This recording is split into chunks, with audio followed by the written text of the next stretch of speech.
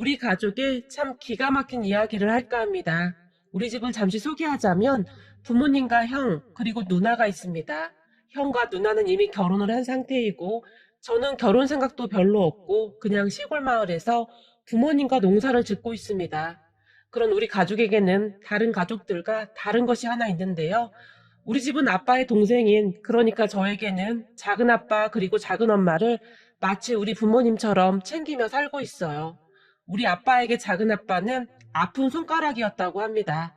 할아버지 할머니께서 늘 근심이 많으셨다고 하는데요. 그 시절에 병원을 그렇게 많이 다녔다고 하니 가족들이 얼마나 힘이 들었을지 이해가 되기도 합니다. 그런 작은아빠는 다행히 큰 문제 없이 잘 컸고 작은엄마와 만나서 결혼까지 했는데 제 어린 시절 기억에 할아버지와 할머니께서 우리 아빠를 붙들고 기뻐서 눈물을 그렇게 흘리던 모습이 생생히 기억이 나기도 합니다. 할머니는 작은아빠가 결혼한 뒤 얼마 후에 돌아가셨는데 할머니가 눈을 감기 전 우리 막내 결혼하는 것까지 보고 갈 수 있어서 지금 눈을 감아도 원이 없다 라는 말을 했을 정도였어요. 하지만 그 뒤에도 작은아빠의 삶은 평탄치가 못했는데요. 결혼하고 한참이 지나도 작은아빠, 작은엄마 사이에 아이가 생기지 않았어요. 물론 그 시절에 두 분이 검사 같은 걸 해본 것은 아니었지만 다들 작은아빠의 몸에 이상이 있지는 않았을까 하고 추측만 해볼 뿐이었는데요. 그렇게 두 분에게는 평생도록 아이가 없었습니다. 그런 작은아빠를 보며 돌아가신 할아버지는 불쌍한 것, 불쌍해서 어쩔 거나, 내 업보다 내가 전생에 죄가 많아서 그런 거다. 항상 눈물을 흘리셨어요. 할아버지는 우리 엄마 아빠에게 만약 내가 잘못되면 니들이 우리 대신인 거다.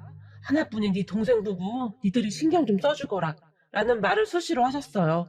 아마도 작은아빠 부부에게 자식이 없어서 걱정을 많이 하셨던 것 같아요.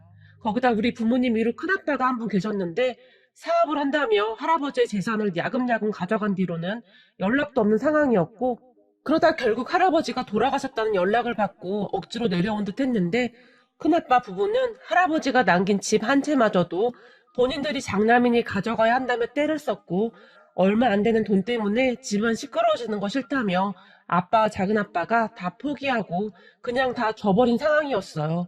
그 뒤로 큰아빠는 고향에 내려온 적도 거의 없었고 제사도 우리 부모님이 다 지냈어요. 그럼 큰아빠는 정말 어쩌다 고향에 내려오는 날이면 아주 고급차에 옷까지 쫙 빼입고 거드름을 피우며 돌아다녔었는데 항상 작은아빠와 작은엄마를 무시하기 바빴어요. 특히 큰엄마는 동서는 자식도 없고 서방님도 그 모양이고 동서 팔자도 참 박복하다.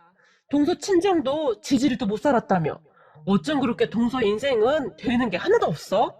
작은 엄마에게 막말도 서슴지 않았어요. 그랬으니 우리 가족 모두는 큰아빠 부부를 정말 싫어할 수밖에 없었어요. 간혹 내려오게 되더라도 서로 마주치지 않으려고 노력을 할 정도였으니까요.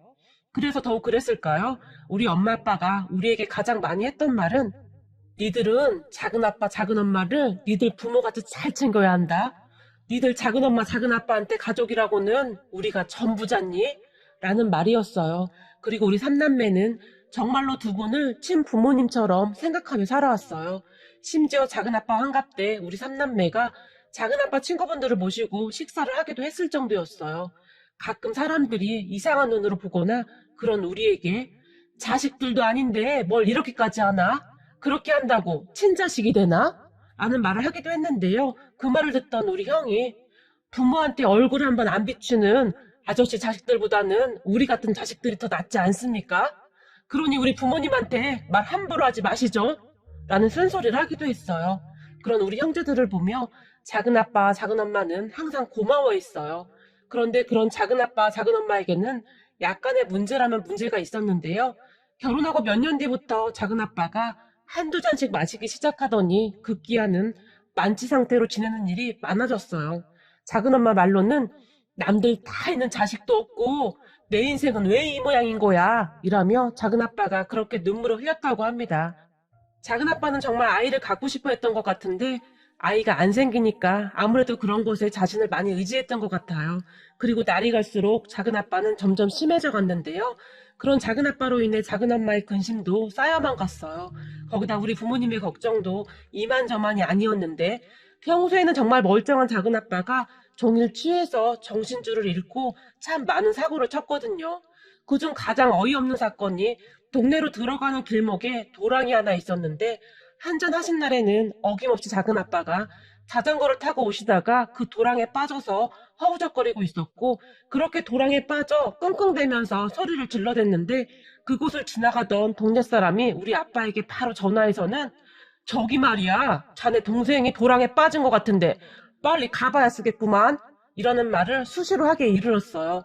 그 말에 아빠가 뛰어가면 도랑에 빠진 작은 아빠가 형님, 나 좀 꺼내줘요. 움직이지를 못하겠수. 그러고 계셨어요. 참 이상했던 것이 항상 같은 위치, 같은 도랑에 빠진다는 거였는데요. 더 어이가 없었던 것은 거기에 물도 많지 않았고 충분히 혼자 빠져나올 수 있는 깊이였는데도 나오지를 못하고 항상 우리 아빠를 찾았어요. 어느 날은 아빠와 제가 그 주변에 뭔가 걸릴 만한 것이 있는지 확인을 하기까지 했답니다. 그리고 그 다음 날이면 아빠가 정신이 든 작은 아빠에게 너 한 번만 자전거 타고 해롱해롱 대다가 그 도랑에 빠지면 내가 아주 가만 안 둘 거다. 내가 창피해서 살 수가 없어. 라며 몇 번이나 불호령을 내렸지만 그 뒤에도 작은 아빠는 도랑에 자주 빠졌고 그런 작은 아빠로 인해 우리 부모님과 작은 엄마의 근심은 깊어져만 갔어요. 그러던 어느 날 우리 아빠가 기가 막힌 것을 생각해냈는데요. 엄청 큰 팻말을 만들어서 거기에 주의, 도랑에 빠질 수 있으니 주의바람. 특히 내 동생 김동수는 더욱 주의바람. 한 번만 더 빠지면 안 꺼내주겠음. 뭐 이런 내용들을 썼는데요. 아주 빨간색 글씨로 큼지막하게 적어서 세워뒀어요. 그 팻말을 보며 동네 사람들뿐만 아니라 가끔 들어오는 외지인들이 신기한지 핸드폰으로 사진 촬영을 하며 박장대소를 하기도 했는데 그렇게 얼마나 지났을까요? 그 도랑 팻말을 보러 외지인들이 일부러 찾아오는 진풍경이 벌어지기도 했는데 아니 여기가 라스베가스인가? 어딘가 있는 그 유명한 사인 간판도 아니고 도랑 앞에 있는 커다란 팻말이 사진 찍는 명소가 되었어요. 그 덕분에 우리 동네 슈퍼 아줌마는 외지인들이 많이 찾아와서 매출이 많이 올랐다며 작은 아빠에게 가끔 막걸리를 공짜로 주기도 했어요. 그러면 우리 아빠가 그 슈퍼에 득달같이 달려가서는 어이 김씨 아줌마 내 동생한테 물어보니 아줌마가 내 동생한테 막걸리 공짜로 준다고 하던데 한 번만 더 주기만 해봐. 내가 아주 가만 안 둘라니까. 라며 경고를 하기도 했어요. 그런데 그것이 통하긴 통한 것인지 그 뒤에는 작은 아빠가 더 이상 도랑에 빠지는 일이 없었어요.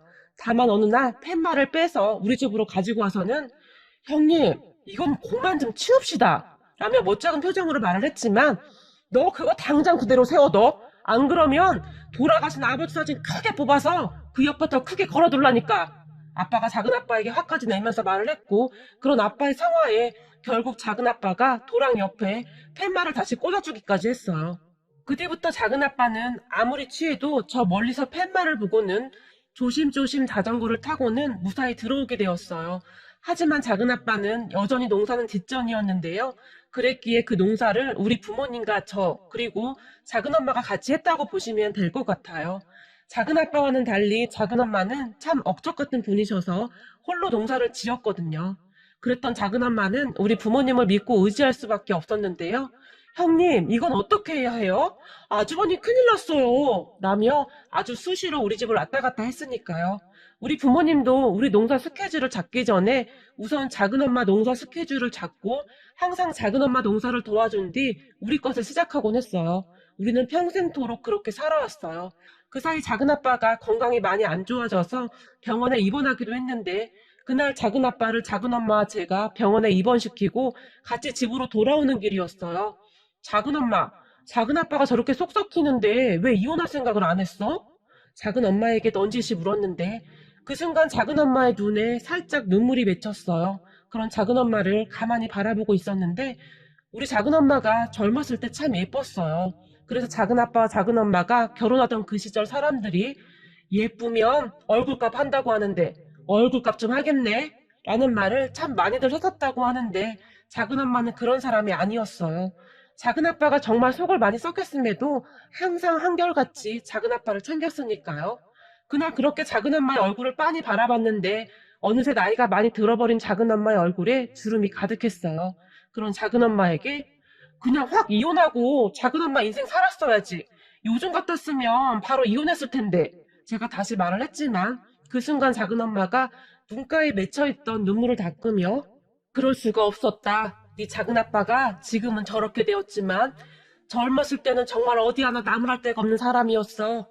우리한테 애가 하나만 있었어도 저리 되진 않았을 텐데 라고 말을 하던 작은 엄마가 깊은 한숨을 내쉬었는데요. 그게 작은 엄마 잘못은 아니잖아. 아빠 말로는 아무래도 작은 아빠 몸이 약해서 그런 것 같다고 하던데 제가 다시 말을 했지만 누구 잘못인 게 뭐가 중요해. 그냥 애가 안 생긴다는 게 마음 아픈 것 뿐이지. 작은 엄마가 안타까운 듯이 말을 했어요. 그런데 그때 작은 엄마가 정말 놀랄만한 말을 해줬는데요. 사람들이 나보고 왜 그리 사냐고 다들 뭐라고 하긴 했다. 어떤 사람은 재혼자리를 알아봐 주기까지 했고. 작은 엄마가 잠시 말을 멈췄는데요. 진짜? 그럼 그때 뒤도 돌아보지 말고 그냥 가지 그랬어. 그럼 이렇게 고생하진 않았을 텐데. 제가 안타까운 듯이 말을 했는데 그때 저는 진심이었어요. 항상 고생만 하는 작은 엄마가 참 안타까웠거든요. 하지만 그런 제 말을 듣던 작은 엄마가 근데 나는 절대 그럴 수가 없었다. 왠지 아니? 네 작은 아빠가 우리 엄마에게 그렇게 잘했거든. 내 위로 오빠가 한 명 있는데 그 오빠가 개차반도 그런 개차반이 없었어. 사업한다 뭐 한다 그러면서 친정 재산을 야금야금 빼갔는데 나중에는 친정엄마가 혼자 살던 친정집까지 날아가게 생겼더구나. 그 말을 듣고 내가 얼마나 눈물을 흘렸는지 몰라. 근데 네 작은 아빠가 우리 친정엄마를 그렇게 잘 챙길 수가 없었어. 우리도 없는 살림에 네 작은 아빠가 먹을 거 안 먹고 입을 거 안 입고 매달 조금씩 생활비도 보태드리고 그렇게 잘할 수가 없었어. 그리고 우리 엄마가 좋아하는 것들을 나보다 더 많이 알고 있을 정도였어. 그랬으니 우리 엄마가 나보다도 네 작은 아빠를 더 좋아했었단다. 그 뒤로 우리 엄마가 병원에서 한동안 계시다 돌아가셨는데 그것도 그렇게 살뜰히 챙겼어. 네 작은 아빠가 비록 지금은 저렇게 되었지만 참 착한 사람이었어. 우리 엄마가 돌아가시기 전에 네 작은 아빠 손을 꼭 잡으면서 이제 나까지 가면 우리 딸 혼자니까 자네가 우리 딸 좀 잘 챙겨주게나. 그동안 정말 고마웠네. 자네 덕분에 내가 지금 눈을 감아도 여한이 없을 것 같네. 라는 말을 할 정도였으니까 그때 생각이 나는지 작은 엄마가 하던 말을 잠시 멈췄는데요. 그랬는데 내가 네 작은 아빠를 어떻게 나 몰라라 하고 떠나겠니? 그리고 나는 이곳을 떠날 수가 없었어. 내 가족이 다 여기에 있는데 내가 어떻게 떠나겠니? 우리 오빠보다 더 오빠 같은 우리 아주버님과 친언니 같은 형님이 여기에 있는데 절대 그럴 수가 없지. 우리 엄마 돌아가셨을 때도 우리 아주버님과 형님이 옆에서 끝까지 지켜주고 다 챙겨주셨단다. 내겐 정말 소중한 가족이란다. 내 가족이라고는 그분들밖에 없는데 내가 어떻게 그분들을 떠나서 살 수가 있겠니? 네 작은 아빠가 그러고 다녀서 힘든 것보다 그분들이 사랑으로 감싸주는 게 더 컸기에 나는 다 참을 수 있었다. 그러니까 너도 작은 아빠 너무 미워하지 말거라. 참 인생이라는 것이 그렇더구나. 작은 엄마가 저에게 당부까지 했어요. 그런 작은 엄마의 말을 들으니 작은 엄마의 마음이 이해가 되기도 했어요. 그리고 얼마 후 작은 아빠가 퇴원을 해서 돌아왔고 치료를 받은 뒤로 많이 좋아진 듯 했는데요. 그 뒤로는 건강이 걱정이 되었는지 옛날같이 취해서 동네를 돌아다니는 일도 없었고 그렇게 한동안 조용했던 것 같아요. 그러던 어느 날 간이 좋지 않았던 작은 아빠가 결국 지병을 이기지 못하고 돌아가셨어요. 그 누구보다도 우리 아빠의 충격이 어마어마한 듯 했는데요.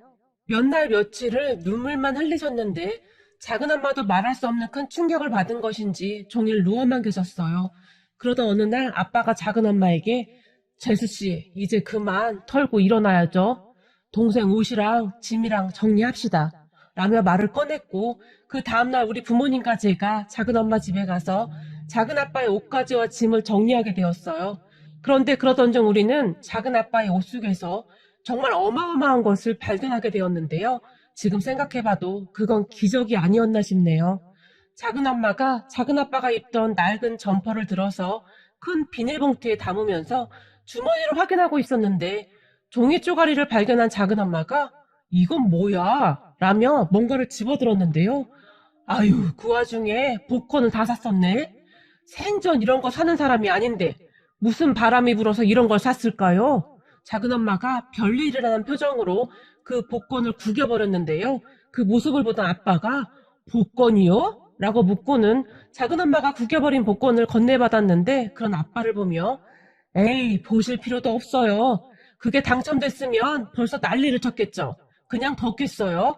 작은 엄마가 그냥 버리라고 했고, 그렇지요. 이는 팔자에 복권은 무슨 복권이겠습니까? 라며 말을 하고 아빠가 복권을 휴지통에 버리려고 했는데 옆에 있던 우리 엄마가 그 복권을 저에게 주면서 그래도 작은 아빠가 남긴 유품인데 네가 한번 맞춰보거라. 혹시 아니? 라며 제가 던졌어요. 하지만 엄마도 그다지 신경 쓰지 않는 듯 했는데요. 제가 복권을 집어들고는 핸드폰으로 날짜와 번호를 확인해 봤는데 이상하게 얼추 맞는 것 같았어요. 순간 제 가슴이 콩닥콩닥 뛰기 시작했고 입술이 바짝바짝 마르는 것 같았어요. 그리고 제 입에서는 엄마? 엄마! 지금 그러고 있을 때가 아닌 것 같은데? 뭔가 잘못된 것 같아. 그럴 리가 없잖아? 그 말이 뚝 하고 튀어나왔는데요. 제 말을 듣던 엄마가 뭘 그럴 리가 없어. 빨리 작은 아빠 유품 정리나 해. 라고 말을 했는데 엄마? 엄마!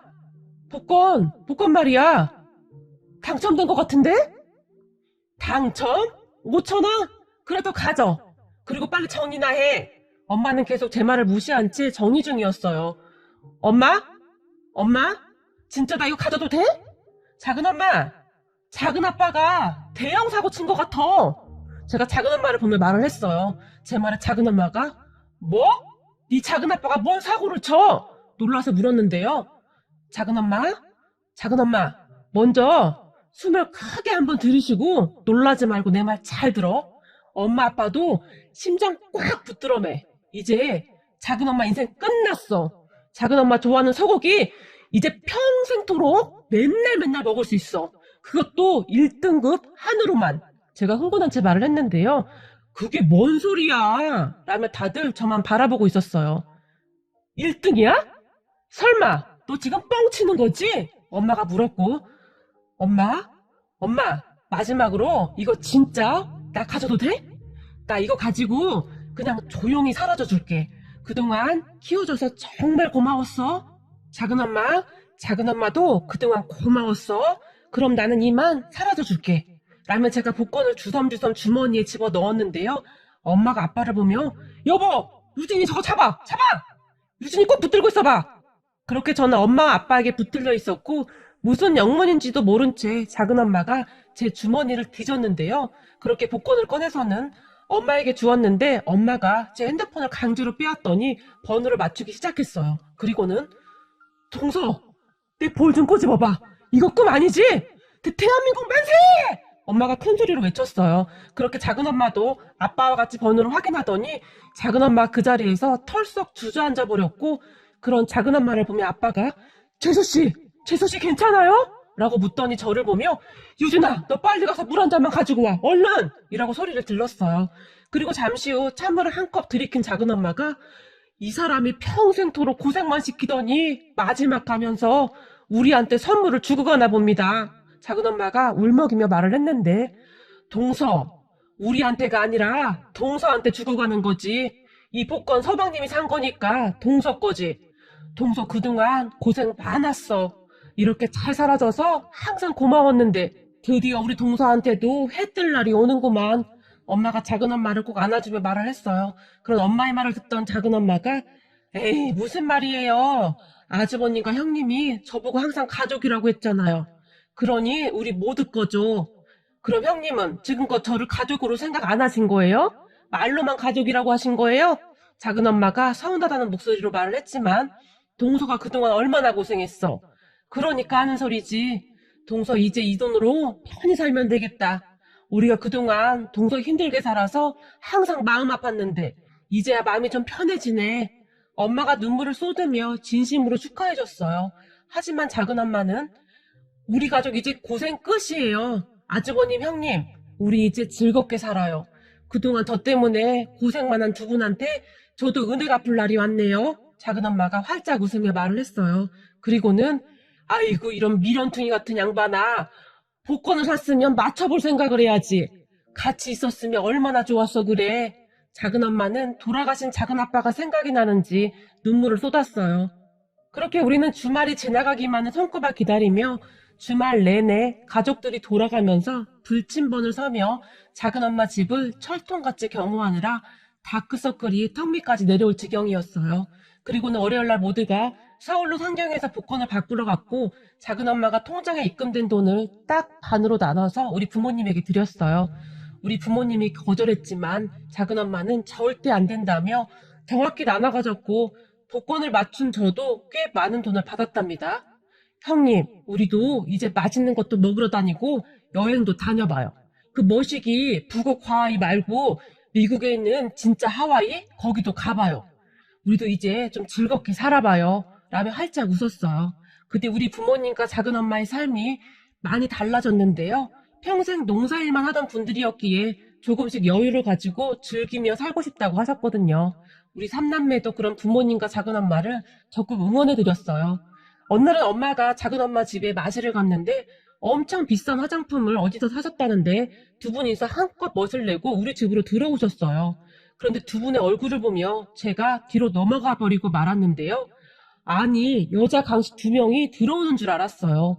얼굴은 밀가루를 뒤집어 썼는지 얼굴이 새하얀 데다가 입술은 새빨간 립스틱을 칠했는데 마치 흰색 도화지에 빨간색 크레파스를 칠해놓은 것 같았어요. 그 모습을 보며 에이구머니나 얼굴에 도대체 뭔 짓들을 한 거야? 라며 아빠가 경기를 할 정도였어요. 그런 아빠를 보며 왜요?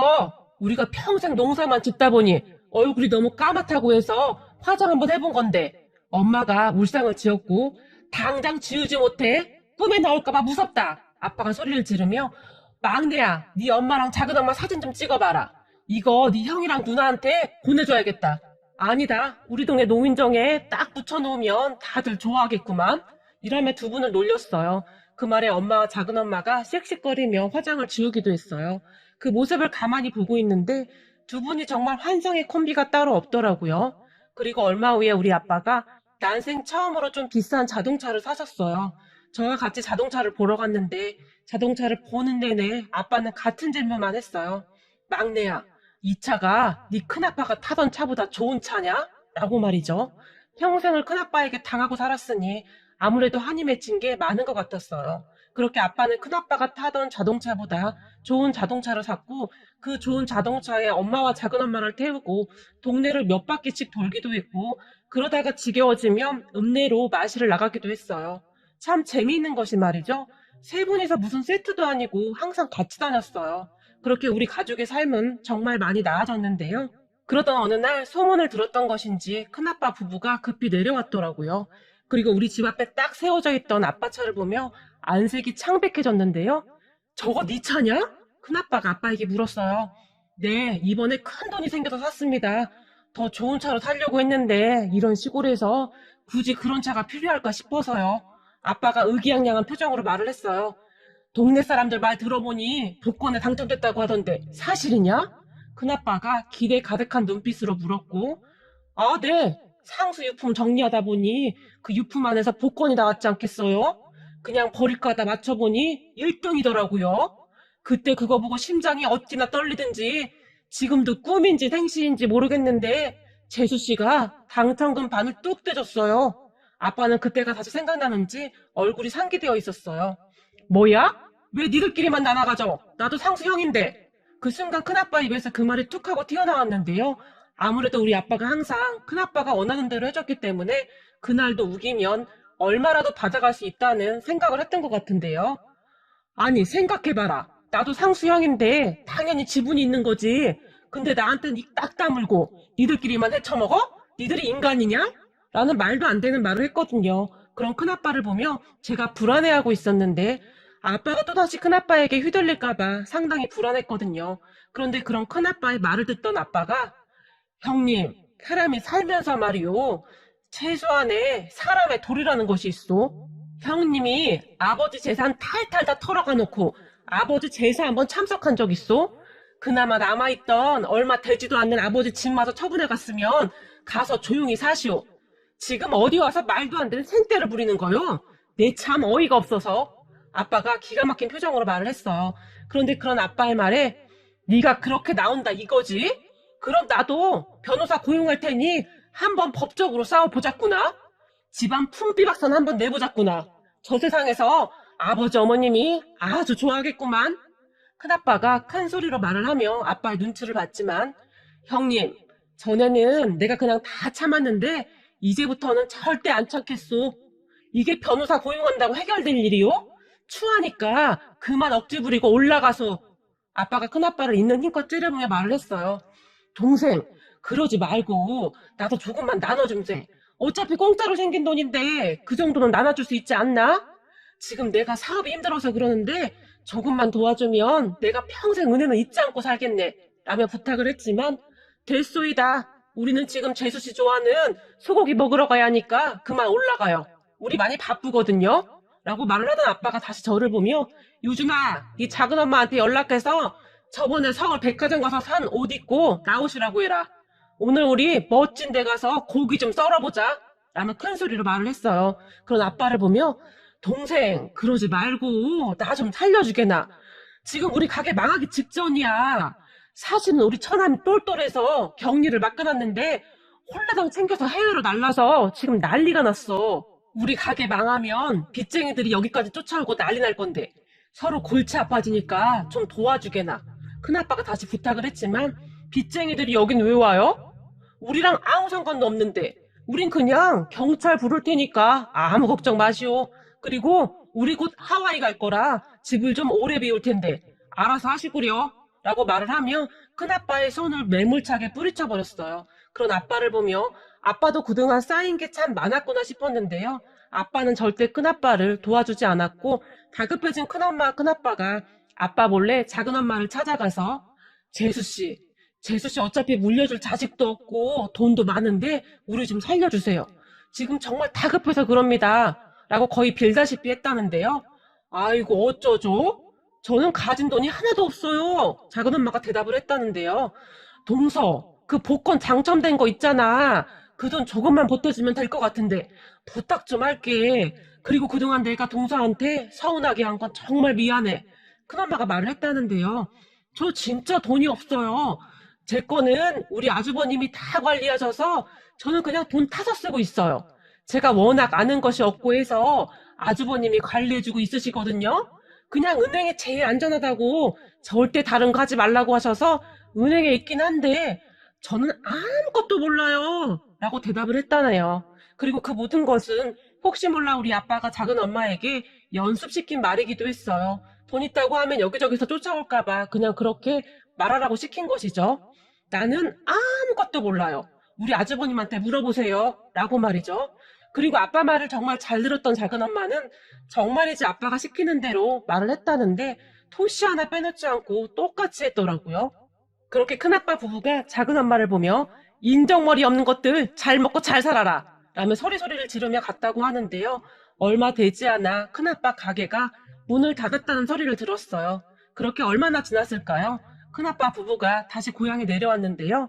이번에는 무슨 보험 가입 신청서 같은 것을 들고 와서는 네 형수가 얼마 전부터 보험 일을 시작했는데 이거 하나 정도는 들어줄 수 있지? 라며 아빠에게 물었다는데, 우리가 보험이 뭐가 필요해요? 돈도 많은데 아프면 내 돈 가지고 병원 가면 되지. 우리는 필요 없습니다. 라고 딱 잘라서 말해버렸어요. 작은 엄마에게도 찾아갔다는데 저는 아무것도 몰라요. 우리 아주버님이 알아서 해서요. 라는 말만 했다고 하네요. 그렇게 큰아빠 부부가 우리 부모님과 작은 엄마에게 할 말 못할 말을 잔뜩 하며 씩씩거리며 올라갔는데요. 그런 큰아빠 부부를 보며 정신 차리려면 아직도 멀었어. 아직도 한참 고생해야 해. 라는 말만 중얼거릴 뿐이었어요. 그 뒤 우리 부모님과 작은 엄마는 아빠가 운전하는 차를 타고 맛집들을 순방하며 다니고 있는데요. 복권 1등 당첨된 사람들 치고는 참 순박하게 살고 있답니다. 물론 저는 여전히 농사를 짓고 있고 말이죠. 단지 삶이 조금 더 여유로워졌다고 해야 할까요? 우리 아빠는 항상 뎁새가 황새 따라가다가 가랑이 찢어진다고 사람은 항상 분수에 맞게 살아야 하는 거야 라는 말을 하면서 나름 행복하게 살고 있답니다. 앞으로 우리 가족 모두 지금처럼만 행복하게 살았으면 좋겠네요.